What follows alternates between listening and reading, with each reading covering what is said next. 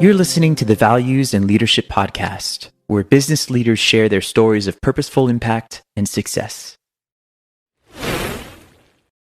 Welcome to the Values and Leadership Podcast, the podcast for innovative leaders who want to apply new ways of doing things in work to become more successful and have a purposeful impact on their stakeholders. I am your host, Ahmed Arif. We invite corporate leaders, consultants, and executives who believe in participative leadership and love to share their positive life and business experiences, their sense of direction, sense of meaning, and how they challenge their thinking in growing their business and the people around them to their next best stage. In this episode, we are discussing high performance and elite levels of achievement, as well values-based leadership, with Ed Molitor, a leadership performance coach and CEO of the Molitor Group, and as well a podcaster.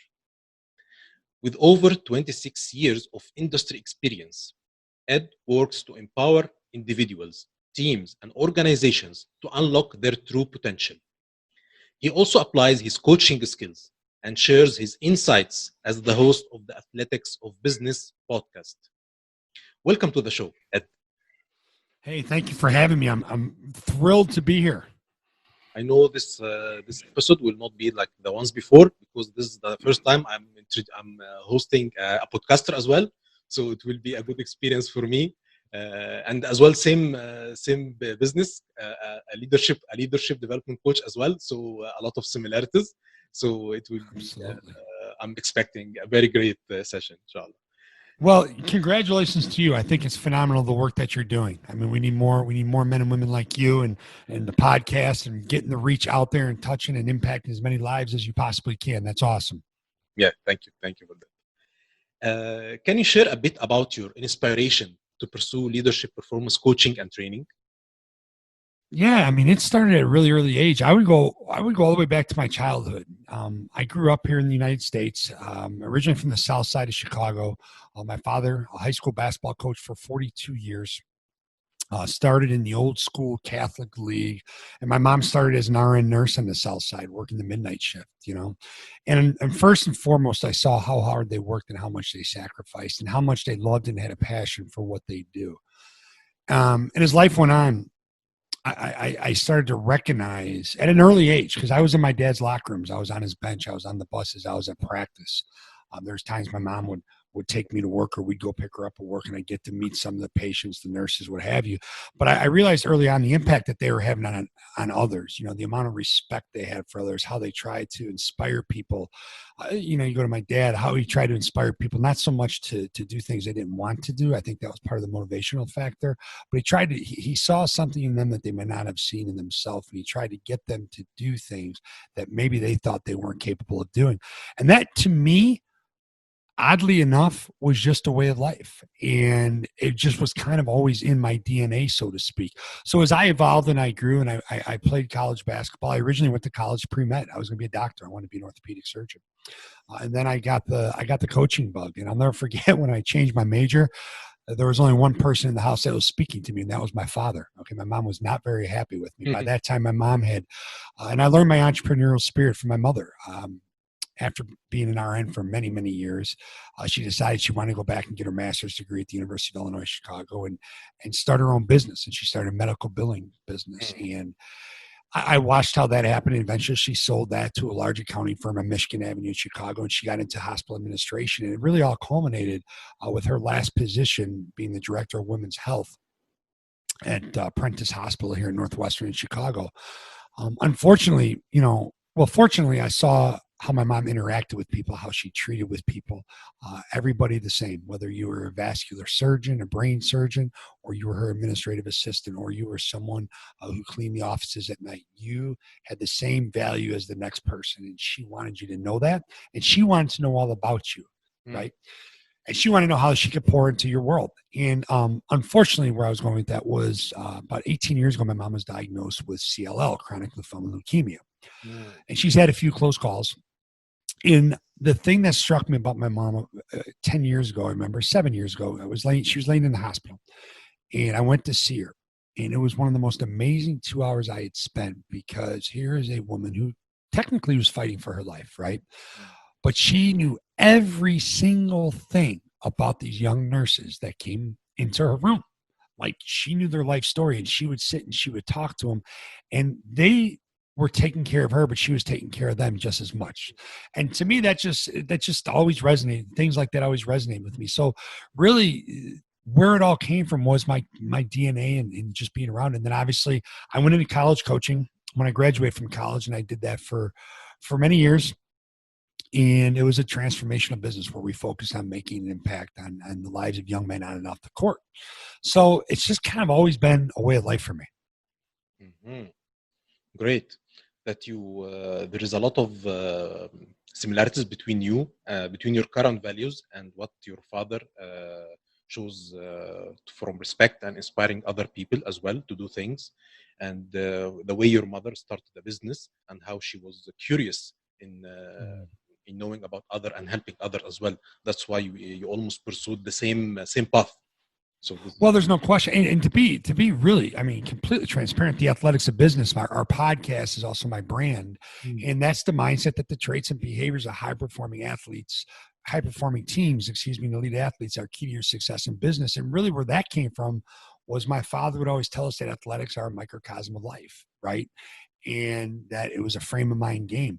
And when I got into the business world after coaching college basketball, I realized how true that was, and all of the parallels in leadership and business to leadership in athletics, as well as peak performance. And that's really where it all came from and how it all came together over time. Great. On a scale 1 of 10, how much fulfillment would you say you get from your work? A 20. Wow.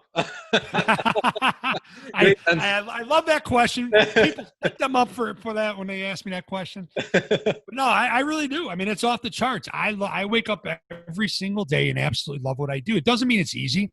It doesn't mean every day's fun, right?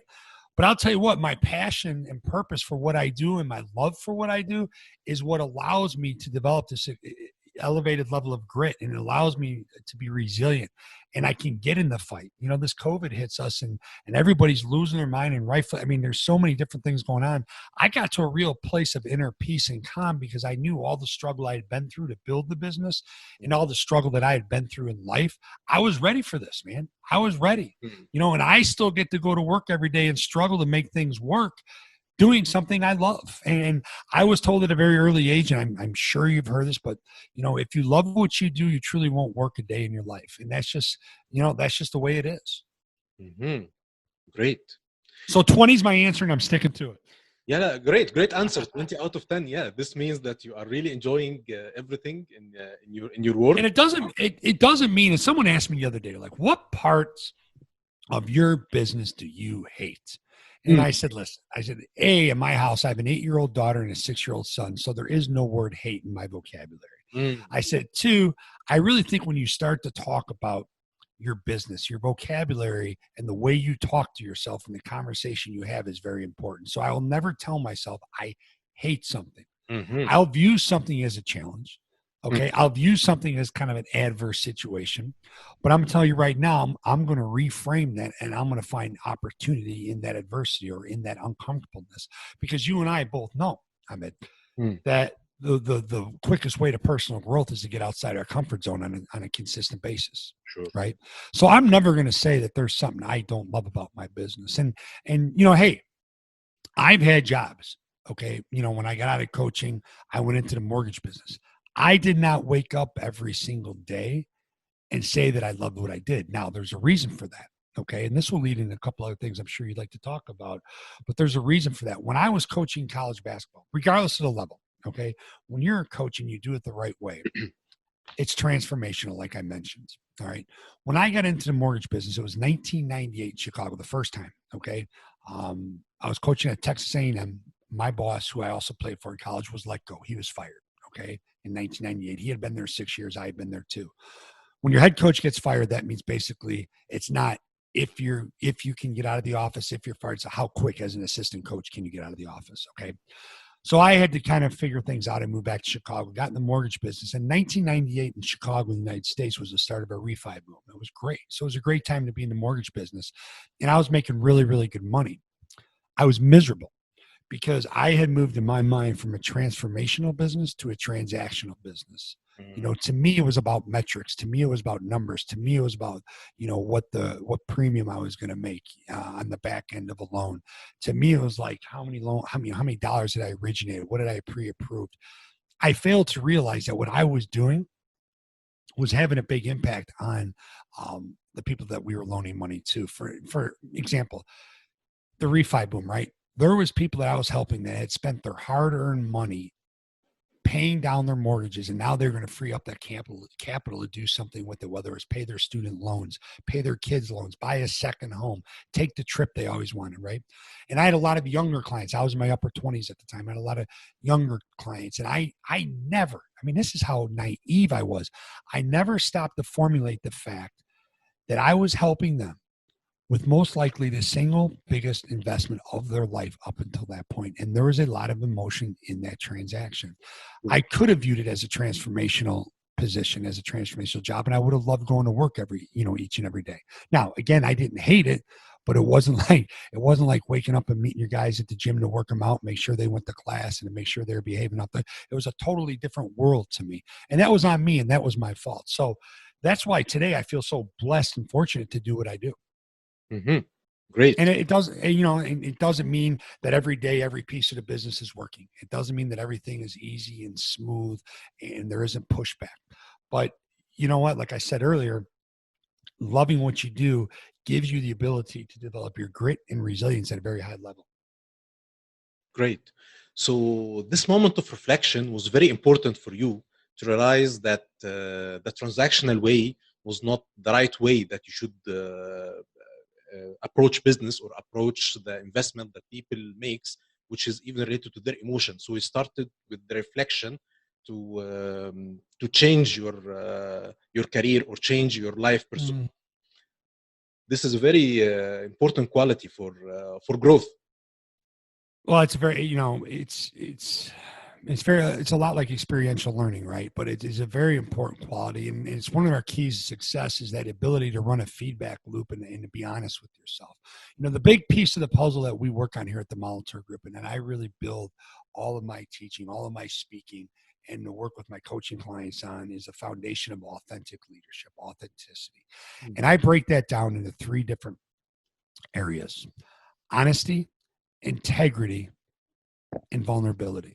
And the honesty piece is this: when you start looking at it from an individual perspective, honest with yourself, right? And then honest with others from a collective responsibility. Integrity: are your thoughts, beliefs, words, and actions in alignment? And every day, consistent. You don't take days off. And vulnerability, and I think that's a big piece of the puzzle. And I think that's one of the big struggles with leaders today is vulnerability, and not to be powerless, but to make you powerful, in the sense that our job as leaders is to not have all the answers. Our job as leaders is to find a way to come up with a solution. So I have no trouble with my people being honest and saying, listen, there's a gap here. There's a knowledge gap, or there's a skills gap. I need your help. Okay. And when you have the ability to do that, it's very, very powerful. And that speaks to your level of authenticity as a leader. Great perspective for the honesty, integrity, and vulnerability. And this vulnerability. And I think, and I'm sorry. And I think when you reflect, and I'd love to say that this was like a real quick reflection for me and it happened overnight. It took me many years to figure this out. Okay. It took me many, many years. And when you look back on things and you're honest with yourself, okay, where am I at? Like, where am I really at? What am I struggling with? What's pushing me back? What's holding me back? What's getting in the way? What self-limiting beliefs and behaviors are showing up in my life, and why are they showing up? And then where is it that I want to go, and where is it that I think? Matter of fact, where is it that I know that I'm capable of being? Okay. And then inside of there's a gap. There's a huge gap. I call it the performance gap. Okay. There's a bunch of different words you can call it, but there is a gap. And you need to figure out what you can do to close that gap from where you are to where you need to be. Mm. And the only way you can do that is really by taking a deep dive and reflecting. And I journal every single day. Mm. And I journal twice a day. I start the morning with the gratitude piece of the journal, and I reflect back on the previous day, some things that I thought of overnight, because we all know how the subconscious mind works when we sleep in the night. And then I reflect at the end of the day. I run a feedback loop at the end of the day, okay, to see how I showed up. And you start to get a rhythm and a cadence of what's going on in your life when certain things show up, what has a tendency to happen, and how can you pivot on that. And I think having the ability to reflect and be honest inside that reflection is so critical and so key to your leadership, because when you do that, you're working towards becoming the best version of yourself. And when you do that, your people are going to develop a deep sense of trust in you. And that's when you can really lead at a high level. Mm-hmm. Journaling, I think it's very uncommon practice that business professionals are doing. Is it right? All my clients do it because Mm. that's just part of our process. Oh, Okay. Now when they come to me, they don't necessarily all do it. And Mm. some fight it, some don't fight it, but they've never done it. It's new, and they need to get used to it. Right. Mm. But once they get used to it, it's like I always say, if you fall in love with the process, you'll fall in love with the process provides you. Okay. And when they start to see the results and kind of the clarity in their mind, and when they're in certain situations that they journal about, and they have the ability to pause, right, and then to think and then to respond, and they see what journaling does for them, I think all of a sudden they become very committed to it and very intentional about it. Yeah. Pause, think, and respond. Mm-hmm. This is very great qualities for successful leaders. Great. Okay. Can you share with us a successful story of one of your clients? Yeah, there's so many, and again, it's not because of me. The work I do, I take the journey alongside my clients, right? And my job is to ask the right questions at the right time and in the right way Mm. to get them to pull the answers out of them. And one of those stories was I was down in Kansas City speaking at a pharmaceutical company, uh, probably about 150 employees at the time. And I spent the morning with their leadership team. So their CEO, their president, their vice presidents, a couple different senior VPs, C-level folks. And we sat in the boardroom, and I basically sat in and did a short PowerPoint presentation on authentic leadership. Okay. And then we open it up for discussion. And what happens when I do that, okay, and we open it up for discussion, it becomes a team coaching situation. And I just sort of guide the conversation with questions. And it was unbelievable because they were having an issue. The number one and number two person, whose offices were right next door to each other, were having a challenge communicating. Mm. Now, away from the office, they're best friends. Okay, it was a male and female. Away from the office, they're very, very close friends. Families are close, they're close. But in the office, there was a block, there was a wall, there was an issue with those two communicating, which trickled down all through the leadership team, which in turn trickled down through everybody sitting out on the floor in the pharmaceutical space. Now, what I need to back up and tell you is what they did is they delivered medicine. Okay, they were basically a pharmacy that delivered medicine to retirement homes, I should say, nursing homes, as well as physical therapy facilities. Okay, so you can imagine if they do it the right way, there could be a lot of emotion involved. So they're talking. So we solved that communication issue. We identified the issue. The issue is very simple. One liked the email, one didn't like the email. One liked to talk in person, one didn't like to spend time chit-chatting in the office. We solved that. And then we moved on to the next issue, and it was what was happening in their call center. And the issue in the call center was they couldn't get people to get to work on time, jump right into their work, and be enthusiastic, compassionate, and take each phone call with purpose. And I asked them, I said, well, tell me about their day from the time they walk in to the time they leave. Tell me about their day. And what they told me was simply the X's and O's, right? It was simply like the execution. So this is how they answer the phone. These are the questions they ask. And this is how they direct the answer. That's it. Okay. So I asked a question. I said, have any of you witnessed or heard of a story from any of your operators out there who took a call and there's a huge success behind it? There's a big win behind it. Something emotional happened where it really moved that person and it moved the person on the other line. Because you got to think about some of the folks they're dealing with and the dire situations they're in, right? So all of a sudden, one of the VPs goes, "Well, matter of fact, Ed, yeah, last week. Matter of fact, it was last Monday. Now this is a Thursday, so this is like 10 days almost. Okay, removed. It's very important to the story. He goes, last Thursday. He goes, Jimmy answered the phone, and it was a mom who was making her way back home from a Mayo Clinic in Minnesota, making her way back home down to Kansas City. And her son was an epileptic, and he needed his medicine before they got back to the before they got back home. And in order for her to get the medicine, there were certain things that she needed that were in the safe at home, whether it was paperwork or whether the doctor had to sign something or what have you. But she knew there was no way she was going to make it from Mayo in a car all the way down to Kansas City without him seizing. And if he seized, she didn't know where she'd be on the road and how accessible health, medical attention would be. Okay.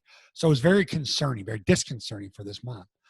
It just so happened that the gentleman, Jimmy, who answered the phone, had a brother with the exact same situation. So Jimmy spent 2 hours on her with the phone, never let her off the phone, talked her through the entire 2 hours on the phone while he was on the other phone and on his computer and had people over at his desk coordinating where they could pick up his meds along the way from Mayo down to Kansas City. I said, that is fantastic. I go, that's an amazing story. As a matter of fact, everybody on the floor must have loved when you shared that with them. That must have given more meaning and emotional buy-in to their job. And you know what he said to me?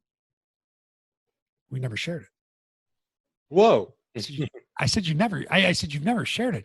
I said, now all of a sudden those people wake up and every single day they come to work and they realize three things. They realize, right?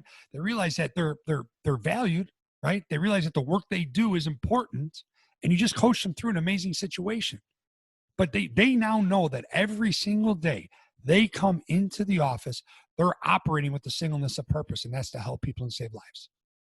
And so when I spoke that afternoon, we broke for lunch, sat around, met a bunch of people, small talk. I came back. I did not smoke. I don't smoke. I spoke in the afternoon, and I brought that. I had Jimmy stand up. I had Jimmy tell the story. He had tears. There was people that he didn't know that he worked with out of the 100 and so people that were crying. Stories started going. And all it took was sharing one success. That's it. And it wasn't like I went in there and, I mean, again, they had all the answers. They had all the ammunition. They had all the tools. And to me, that was huge. And all those people got on my mailing list, stayed in touch with them for a year and a half, 2 years. Eventually, the company was sold, a huge success story, made a lot of money. People went on to get some great jobs. Some people were retained. But I can't tell you how many people told me that day was A, the way they changed the way they led. Okay. B, the people out on the floor, that changed the way they looked at their job when they came through those doors every single day. To me, that's one of my favorite stories. Great. So actually what you did is that you sparked the communication, which was missing between the team, between the employees themselves. And that changed the whole environment. Yeah. Well, and it also changed the way they looked at their job, right? And when you change the way you look at things, the things you look at begin to change. And that was huge. And when you understand that emotional attachment to what you do, you're going to go to great lengths to make sure you're successful for that person on the other end of the phone. And in their initial reply to your question, all what they mentioned was the execution part, which is the task related part. But what you did was that you ignited the relationship part, the human part, the emotional part that's related to their job. So is this the kind of missing mentality within the leaders these days? Well, okay, so that's a very fair and a very valid question. And again, I'm going to reframe it because I have a tendency to think, is this missing? And that's a hard question to ask because of the mass numbers. But what I can't tell you what's working, right? And that is absolutely what's working. Value-based, purpose-driven leadership is working. Dealing with the connecting the mind and the heart is what's working, Hmm. right? Getting people to become emotionally attached to what they do. And now let me be clear. That doesn't mean that they identify who they are with what they do. That doesn't mean that 24/7 they're thinking about working at work or doing work. No, that means when they're working, they're working. They're all there. They're present. They're where their feet are. They're where their hands are. Their butt is. They are there. And I firmly believe value-based, purpose-driven leadership is what's working. Holistic leadership is what's working. And when you can get folks to a good place between their head and their heart, good things are going to happen. Mhm. Great. Because actually, most of the current corporate learning or leadership development programs, they are more focused on skills. But what you just mentioned now is that you are focusing on a different kind of mentality, values-based, leadership driven, emotional relationship, Mm-hmm. mindset of the employees. So you are basically have a different view of executive leadership or corporate learning. Am I correct? Well, or yeah, I mean, you could say I think it's evolving, but here's the thing: if you don't stand for something, you'll fall for anything, right? So I firmly believe at the highest level of an organization, we talk about culture all the time, Hmm. right? And at the highest level of an organization, what is it you stand for? What are your non-negotiable, all right, core values? Not your core values that are there with your mission statement, that are there with your vision, right? And your purpose. No, what are your non-negotiables? This is absolutely what we stand for as an organization, and we're going to operate with integrity, meaning our beliefs, our behaviors, and our words are aligned with our values. Okay. And we're going to do it on a consistent basis so our people know what they can expect of us. So there's a deep level of trust, and we empower them and we show them that we value them, we value their skills, we value their experiences. And that's why it's so critical to have a set of non-negotiable values and refer back to them on a consistent basis. And you have to have a singleness of purpose. Operate with a singleness of purpose. And when you do that and you're all moving in the same direction, you become so resilient. So resilient. You know, it's one of those things where I used to have my players on a team. I'd have them look at each other at times and yell, not say, not yell, or not tell, not whisper, but yell, I will not let you fail. I will not let you fail. And when you have a shared set of values and a common language to talk about those values and live out those values in a corporate culture, you're screaming, I will not let you fail. Mhm. Great. So through your career, was there a learning methodology that you found it proven successful in designing effective leadership development programs?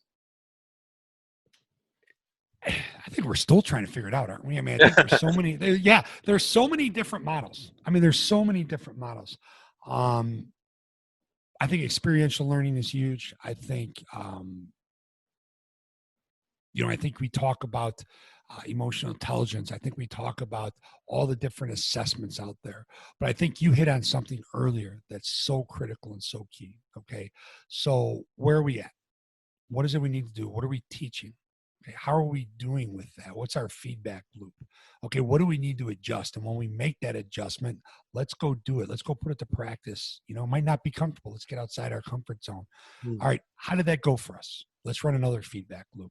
And I think that's something that's so critical and so important is running those consistent feedback loops and seeing how things respond, how things show up, how things turn out. Mhm.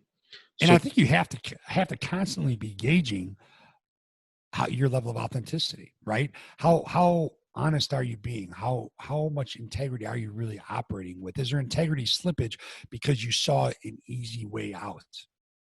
Are mm, you are you shutting down in the vulnerability piece and just kind of trying to shove a square peg through a round hole just to get it done, mm, right? So I think there's so many different, and I think you have to find the one that fits best for you and it fits best for your organization. mhm. You mentioned now about the feedback loops. So this Mm. feedback loops, you do it with the attendees of the leadership program after they finish, or what? Yeah. So in my executive coaching, so the Athletics of Business coaching program, depending on what program you're in, depends on how many feedback loops you and I run together, right? We call them accountability forms. What they truly are is a feedback loop. When you're stretched out over a year, every 2 weeks, you'll check in on Friday with an accountability form, run a feedback loop, and we'll go back and forth on that. Okay. And I truly recommend running a feedback loop at the end of each day. Quick, nothing crazy. You don't have to sit there and get paralysis by analysis. But okay, go back and look at your day, look at your calendar. How did this work? How did this work? I don't know why I did this right before that presentation or right before that call, or you think back to a certain call. Oh man, I need to make a note in my CRM that I said this to them and they got excited, right? Like this is a hot spot that he really responded well, and I was able to put this person in position to be successful. Okay. So at the end of the day, run a feedback loop. But I think it's something that has to become a habit. It has to become a habit. It has to something that, and I say this a lot, it has to become a way of life, because all of a sudden what you're doing is you're consistently and constantly running a feedback loop throughout the day. Mhm. Yeah, I like this one. To create new habits, to have a different way of life. Mm-hmm. This is a great message for leaders to do. Well, you think about it, to become something that you have never been, you have to do something you've never done. Right. And people will often say, like, here's the number one question I ask my clients, regardless if you're a coaching client or a corporate client. And I ask when I speak, this one of the ways I start my talks is, are you doing the best you can with what you have to become the best you're capable of becoming? And if you take that and you break that down, are you doing the best you can? You know, what's the first choice you get to make every single day before your feet hit the floor? It's your attitude. Are you doing the best you can? Are you starting the day with the best possible attitude every single day? Are you putting in the best physical effort? And I don't mean like you're working 18-hour days. I mean, are you being efficient and smart with your time? And when you're working, are you working? And with what you have, and I think this is so critical now with what you have, the resources, the time, the energy, okay, what's going on in your world, whatever challenges are showing up, adversity. We have, I mean, here in America, it is such a whacked out time right now. It is the absolute perfect storm. We have so many different scenarios playing out in all of our lives, collectively, individually. Like you can look at it at a macro level and it's a mess. You can look at it at a micro level, and you know what? Like in my house, I think we're doing a pretty darn good job managing it because we're focusing on the right things, you know. And then with what you have, what's your focus? What's your attention management? And to become the best you're capable of becoming. And truth be told, none of us know what our true level of potential is. But you know what? We can work each and every single day towards self-realization and self-actualization. And are you doing that? Mhm. I like this part of what you have. You mentioned a lot of things, resources, skills, time, and all of this. And part of what you have is the people strength. People. People's strengths. I know people's strengths. Absolutely. And you know what else? What you have with how much passion and purpose you have, right? With how much passion are you drawing on that every single day? Great. And this links back to the vulnerability that you mentioned, that you should be seeking for solution from what you have.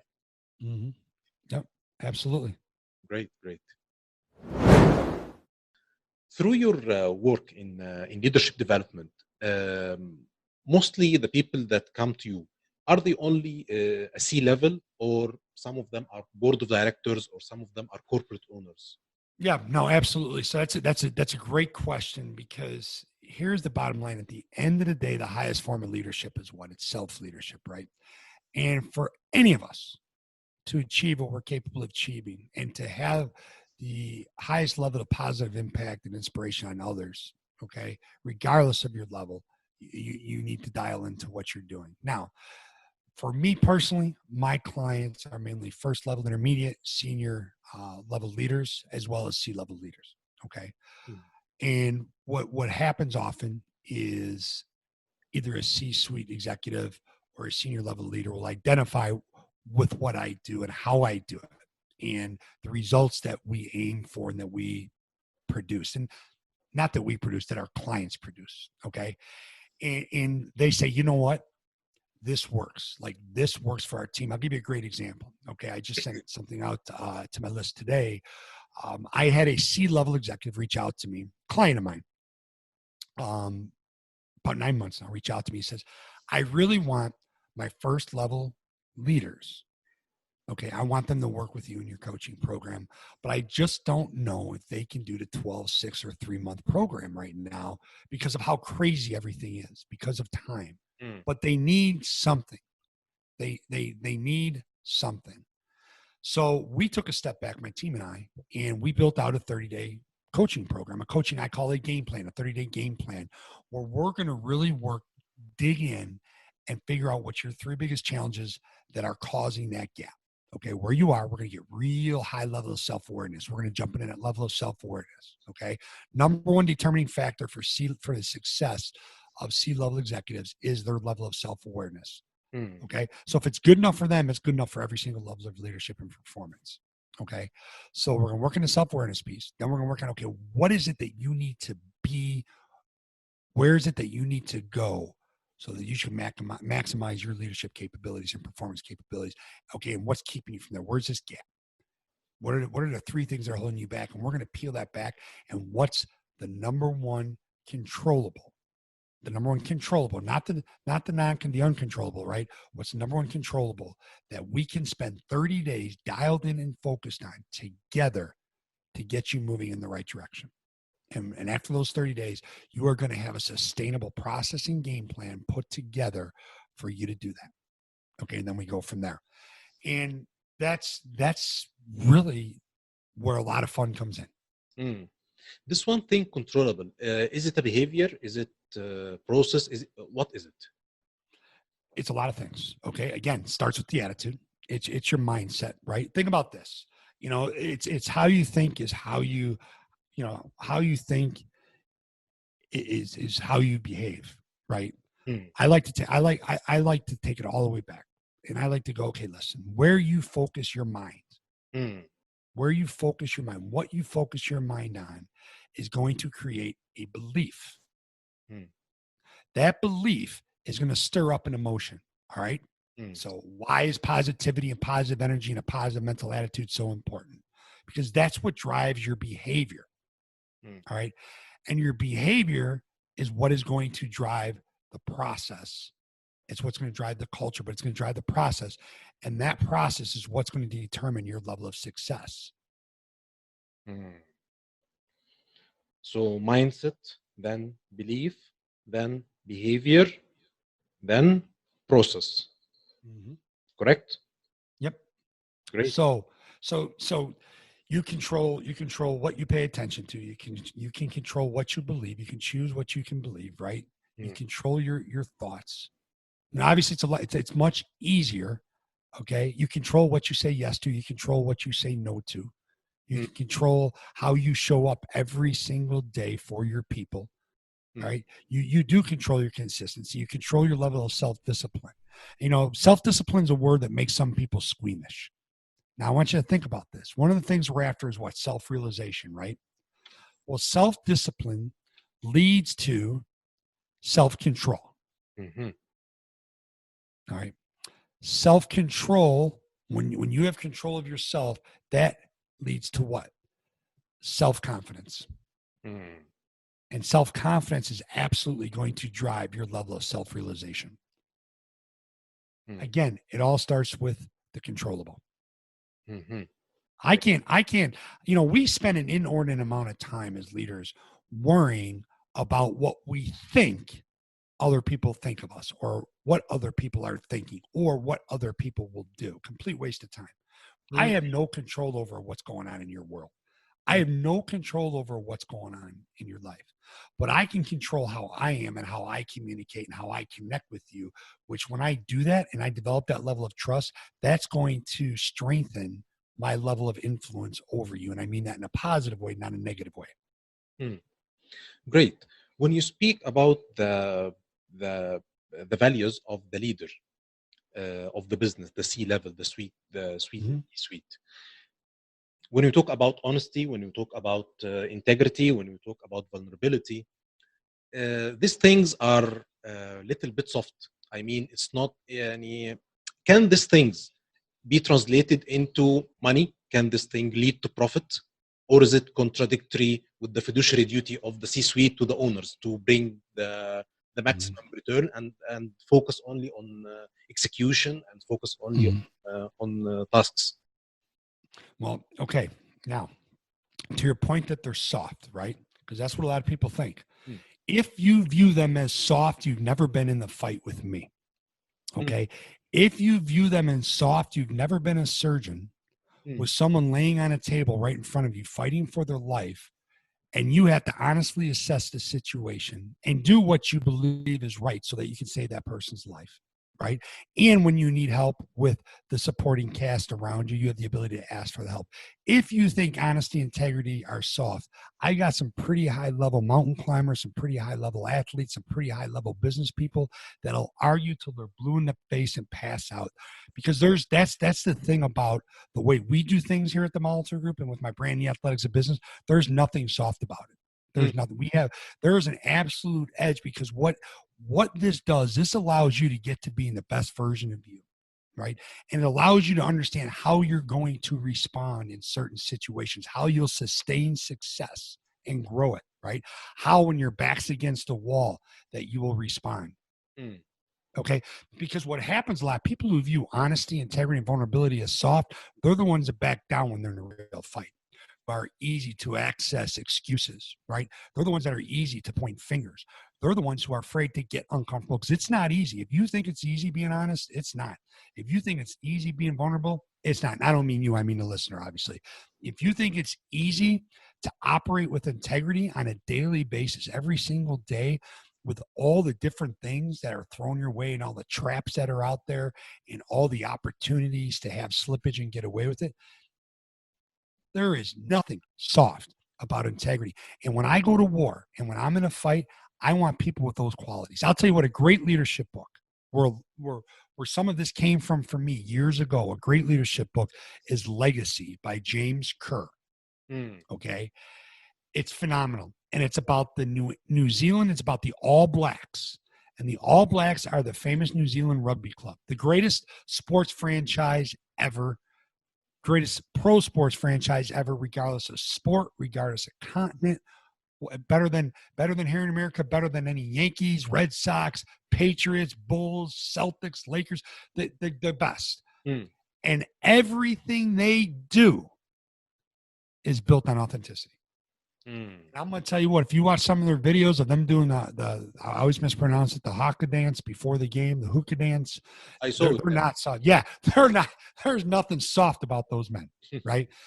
And so when people, they need to come up with another term for soft skills, because what I call them is compensating factors, right? I call them compensating factors, difference makers, game changers, X factors, things that separate the great from the good from the so-so. These are the things that I look for in people. And as a leader, think about this. If you're a high-level leader, okay? If you're a high-level leader and you have the managers, coaches below you, you want to know that they're giving the same message to their people, which in turn are really your people as well, right? That you'd be given to them. Now they're going to use their own style. They're going to use their own language, shared language, but you want to know that's the same message. So you have to trust them that they're being honest, they're operating with integrity, and they have the ability to be vulnerable. And if you're a publicly traded company and you've got to go back and report to stockholders and you need this authenticity to show up, there's nothing soft about it. So, that's a great question. That's a great point. And let me ask you this. Do you think, because people do label those things as soft, right? Do you think people label those as soft because they're afraid to have to do them, and that's the kind of like their way out where I don't have to worry about that? They think that it's soft because it's not measurable. It is measurable now, but I'll tell you how. There's a lot of ways to measure it. There's a lot of ways to measure it. Now, is it going to be precise metrics like top line, bottom line revenue? No, but what you can do, there's ways to gauge your level of authenticity and your performance, as well as the engagement of your team and how that reflects top line and bottom line and all the other stuff in between. There's absolutely ways to measure it. And when you're a great leader, intuitively, you know if you're operating at a high level with authenticity or if you're not. طيب isn't it something that I mean, let's say I'm a C-suite and I'm pursuing honesty, integrity, and vulnerability, and maybe this cost me money. So this is going to reduce the net profit, the bottom line, and this is going to affect the shareholder value. And I'm not going, and this is going to contradict with my fiduciary duty to the owners to increase their stake or their profit. What's how the C-suite now can deal with it? Okay. Well, first thing we do need to reference vulnerability. There's a time and place for vulnerability, and timing is a big issue with that, right?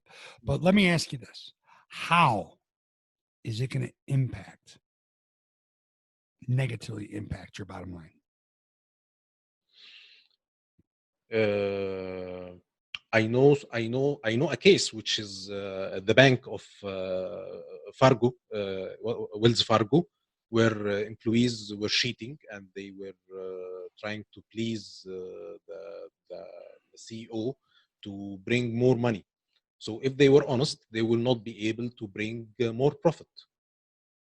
And this was a scandal, big scandal. So if they pursue honesty, they would not bring the net profit and they will not please the CEO. So this was so they had to do something different against honesty, cheat. Those people aren't listening to your podcast because they don't want to hear this stuff. You know what I'm saying? They don't want to hear this stuff. Let me ask you this. Let's flip that around.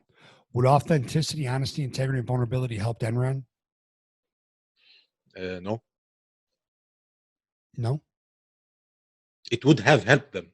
If they do, it would have helped them. Yes, It would have saved them. Hmm. It would save them. Yes, yes. I mean, they knew exactly what they were doing. They knew exactly what they were doing. And they knew exactly what was going to happen. They're just hoping they could get out of it before it happened. So my point being is this: if you're in a position where operating with authenticity is going to hurt your bottom line, then you're in the wrong business. All right, then you're not an impactful leader. And I think what you and I are here today talking about is impactful leaders, right? And value-based leaders and leaders doing the right thing. Yep. And I think again, well, this is great because this goes back to us talking about reflection and soul searching. You know, who are you? What do you stand for? What do you want to do? Who do you want to be? What do you want to become? You know, we always talk about do more. Why don't we focus on being more? Being more to our people, being more to our customers, being more to our clients. Because people are the ones that I want to play in the sandbox with, right? Those are the people I want to sit on a beach and talk to. Those are the folks that I want to go golfing with. Those are the folks that I want to hang out with. You know, those are the folks that I want in my orbit, and I want to be in their orbit. And that's the thing. Like, I don't buy into, as you can tell, I'm very passionate about. I don't buy into the authenticity is soft or it's a weakness or it's a crime. I don't buy into that at all. I don't. Some of the toughest men and women I know are the most authentic, and they rely on their level of authenticity and their level of strength when things have been worse in their life. You know, I've got guys who have Purple Hearts, Bronze Stars, guys who have flown fighter jets, graduated #1 from Top Gun school, good friends of mine that have been in wars we don't know about. I've got people that have been surgeons. I've told you about my mom. I've got friends and family that have done things, you know, firefighters, Chicago policemen, soldiers, doctors, lawyers. They all go back to their level of authenticity for strength, and I'll put their toughness up against anyone. You know, and I think at the end of the day, you and I would agree on this: how you do anything is how you do everything. And are you focused on your resume virtues, or are you focused on your eulogy virtues? I mean, there's an exercise. If your listener wants an exercise, go write your eulogy. Go take time to really do a deep dive on who's going to be in the back of the room at your funeral and what they're going to be saying about you. And then write your eulogy. And then see. So I understand what you're saying, and I completely understand what you're saying about how it can be coming from shareholders, from I get it, but that's not the sandbox I want to play in. But and you know what? I'd invite those people to come play in my sandbox because they're going to lose. They're going to lose. They're going to lose every single time. I mean, because these people, I mean, they are the majority. I mean, We are talking about command and control. We are talking about shareholder capitalism, which is prevalent. So these guys, they are the majority, and we want to find a solution. We want to find the practical solution. I mean, on how can they find a new way, a new mindset to go this way, the values based way. So that's why I'm trying to find from you a solution how to open new ways of thinking, as you mentioned, and have a new mind focus. That's why I was right. I know, and that's great. And I think one of the first ways to do that, right, is sit down and figure out what matters, what really matters, and what is truly important, and what is right, and what is not right. What are my core values? What are my core values? Because you're going to pull your strength from your core values, and I think you need to figure that out. And I think people, and see, again, if you want to change the mindset, right, you have to have that uncomfortable conversation with yourself that is completely honest. We have spent a lifetime of people telling us what we want to hear instead of what we need to hear. Okay, you need to have the ability to tell yourself what you need to hear. Because at the end of the day, it's all going to come out in the wash. It's all going to come out in the wash. And don't you want to feel like you have a resilience about you, that your people can trust you, your clients, your customers, your team, the members of your organization, that they can trust you because you're doing things in such a way that it creates power. And I'm going to tell you this, money does not necessarily always correlate to the power I'm talking about. Money is a byproduct for me. Money is a byproduct of doing things the right way, for the right reasons, at the right time, right? Money is a byproduct of leading and living authentically. Money is a byproduct, okay, of value-based, purpose-driven leadership. Okay, money is a byproduct of the relationships you build and the trust you earn with your people. And I mean, you had Tom Walter on. Is there a better example? I mean, is there a better example? Tom is one of the best men. I mean, he and I had lunch several weeks back, and just talking to him. And I would bet he would be right here next to me arguing with others, okay, that there's nothing soft about authenticity. Okay. What he has built is unbelievable. And it's all because of how they turned it over to their people. Thank you, Ed, for your transparency. And I really like your example when you mentioned Enron, that if they were honest. I feel bad because that's such an easy one, right? That's such an easy one. But it's real life. And ironically, Skilling's brother is my favorite weatherman here in Chicago. Ironically. Yeah, but it's truth, and I appreciate the work you're doing, and I love the fact that you're devil's advocate, because that's the way we figure things out, right? Yep. It's like in athletics. When I was a college basketball coach, what we would do is you would sit here and we'd what you call X and O. You drop an offense, I'm going to drop a defense. Now, how are you going to attack that defense, right? And I love the fact that we just had that banter. That was phenomenal, because that's it. And you know what? Unfortunately, that is a very popular mindset with people at a high level in publicly traded companies, even privately held companies, and they lose sight of the fact that money is a byproduct of doing things the right way.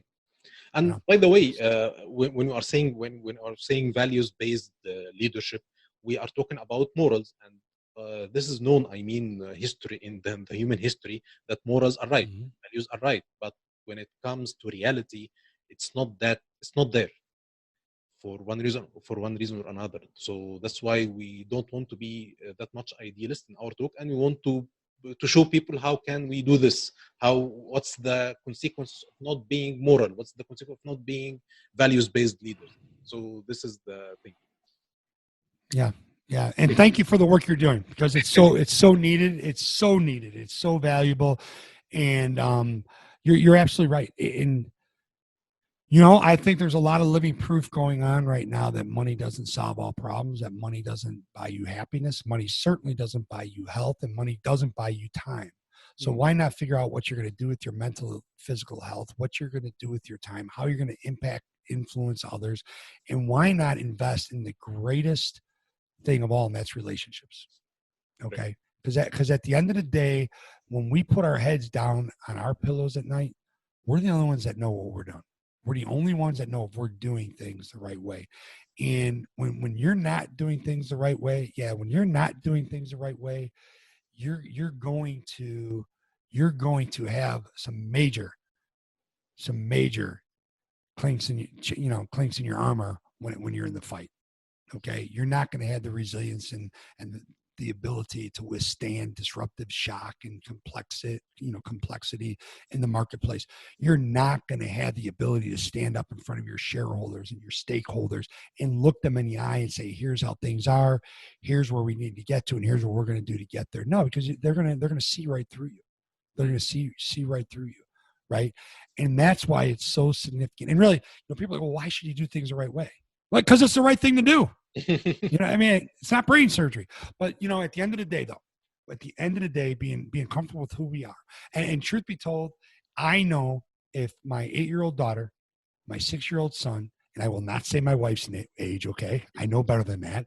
And my wife, I know if they believe in me and they believe that I'm doing things the right way and I'm setting their life up to be better, right? Not protecting them, but preparing them. Mm. All right. Not protecting them, but equipping them. It's the same thing in business, right? It's the same. The power is in the organization. All right. And it comes from the individual. And the more authentic you are, the stronger your values are, the more focused and purpose driven you are, the more powerful you are. Yes, this is a great message. Yes, being authentic, it gives you power. And the more fun you have, for goodness sakes, the more fun you have. As well. So being authentic, this will generate as well fun. So this is a great message, Ed. Thank you for that. Thank you so much for having me. Let's share last words of wisdom from you. What would you advise other entrepreneurs or business owners not to do if they wish to be more successful? What not to do? Yes. Again, I'll probably reframe that, right? And I'll say, here's what you need. Here's what you need to do.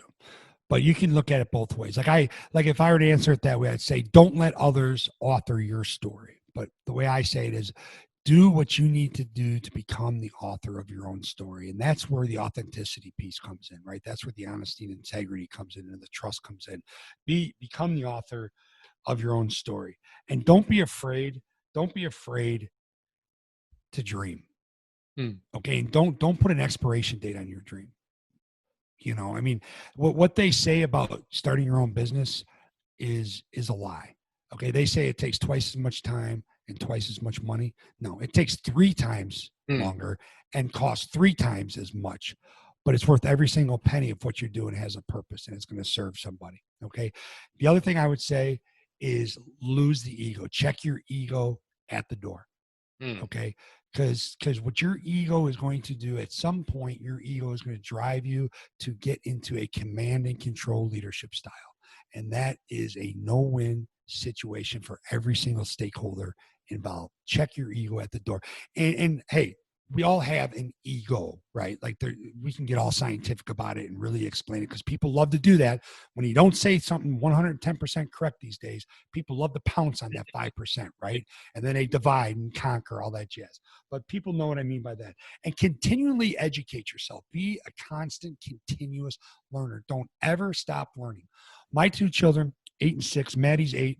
She's a green belt. EJ's 6. He's a green stripe. They've been in karate for 2.5 years now. And one of the best stories I heard from their instructor, Mr. K, who is a 3rd-degree black belt. He is one of the baddest men I've ever met, but the kindest souls, gentlest souls, and one of the greatest teachers. And I've been around some great teachers in the academic world and some amazing teachers in the game of basketball throughout my life, okay? And he told a story. I was sitting there one day, and I go to every single one I can. Matter of fact, my son's breaking a board today for his birthday. And he told a story about how every master black belt is buried in their white belt. And I'm sitting there, my God, you work your whole, me. I'm like, you work your whole life. You sacrifice, endure so much, right? And you go through all this stuff, and you're going to put a white belt back on, and it's to represent that he never stopped learning, or she never stopped learning. They are a continuous learner. So have the white belt mentality. And that's the other thing. Get out of that mentality that everything's about sacrifice. How much can I sacrifice? How much can I sacrifice? I think you need to figure out what you're willing to endure. What you are willing to endure. I think that's a big one. And the biggest piece of advice I would give entrepreneurs is just go get what is yours. And that's a dream, that's a vision, that's something with a purpose that serves others and in return serves you. And don't lose sight of it. It's easy. Don't lose sight of it in bad times, and certainly don't lose sight of it in good times. And always remember the way others treat you is a direct reflection of their character, not yours. But in the same breath, the way you treat others is a reflection of your character. Okay. And don't forget that when you make millions, because you're going to make millions. Okay. Not overnight, not tomorrow, not next week. But if you stay with it long enough, if you work hard enough, long enough, and smart enough, good things will happen. Great. I like when you say lose your ego. This is very important, especially because people correlate between power, money, and ego, and all of this. So it's very good to lose your ego in this formula. Last question. What would you advise millennials not to do if they wish to be successful? Don't listen to us old people. No, I'm kidding. I'm going to tell you something. I work with a lot of millennials. I have air quotes going if you can't see me. And I'm going to tell you, there's a whole conversation, a whole podcast, a whole leadership presentation I have put together on this. The bottom line is today's workforce, which is the first time there's been 5 generations in the same workforce. So it's not just millennials. Today's workforce wants 3 things, and I sort of touched on this earlier. They want to know that they're valued. They want to know that the work they do is important. It has meaning. And they want to be coached. They want a leader that's going to step in next to them and take the journey with them. They don't want command and control. They don't want to be dictated. They don't want to be told what to do. Now, I don't know about you. I'm 50. I'm certainly not a millennial, but that's always been how I've been.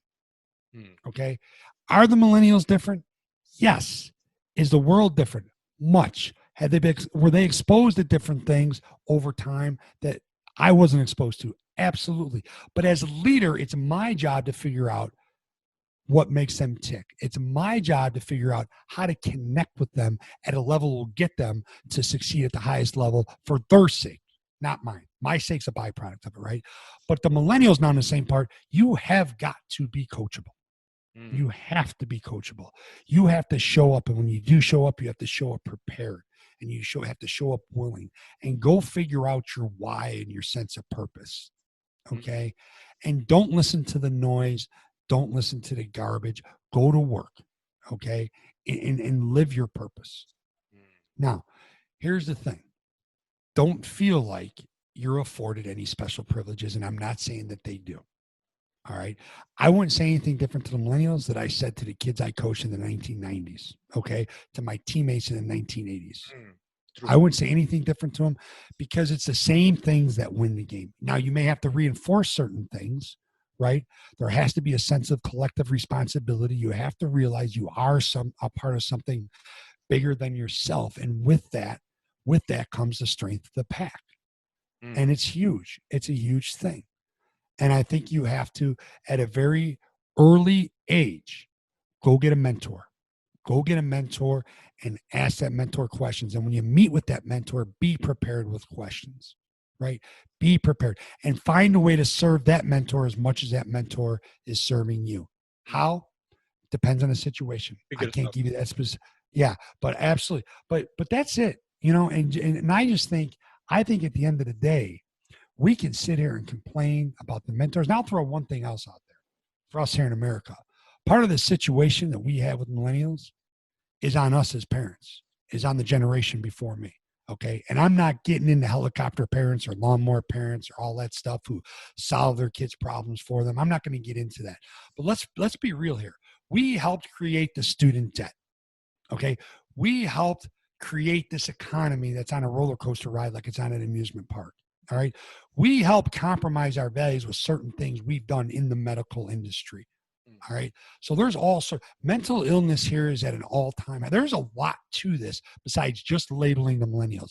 But I'm going to tell you what, when you're a millennial, be coachable, work at it, sustain your effort, be consistent, find a mentor, and really give yourself permission to be great the right way. Mm-hmm. So the main advice is don't think about yourself and think of something bigger, and try to know about the culture of the organization you are going to join to make sure that you are valued and your work will be important and meaningful for you. Mm-hmm. Absolutely. Spot on. Great. I really appreciate you sharing your insight, Ed. It was a great interview. Thank you for taking the time and speak with us today. Thank you. And you know what? I'll tell you what, and on that note, I'd be remiss if I didn't say this, and I feel bad I didn't mention this. And one more thing about the millennials, and it's with anybody. Surround yourself with positive, successful people. Get the right people in your orbit, right? And you contribute to that circle. And if you're in a circle that takes away from you as a person, get out of it, okay? Especially if all they're doing is telling you what you want to hear. You're capable of great things. Go do it. People who challenge you. Mm-hmm. Yep. Great message. Great one. Yep. Thank you. Thank you so much for having me today. I appreciate it. Keep doing your great work. I know you're in the early stages. I'd love to come back on a year from now and hear about all the success stories and all that stuff. And I hope I gave your listener just a nugget or two that they can take away and do something with. And I would love for you folks to listen to my podcast, The Athletics of Business. And you can find that on iTunes, theathleticsofbusiness.com. If you want to check out my work, go to the molitorgroup.com. And, I wish you all the best of luck. And please let me know how I can help you in any way possible. Okay. Sure, Ed, will be in continuous communication. And definitely I'm going to share all of your Athletic of Business podcast links and all of this. Definitely it will be below our podcast today. Thank you very much. Thank you so much for having me. Dear listeners, in the next episode of the Values and Leadership podcast, we will share the secrets of success from another successful leader in business.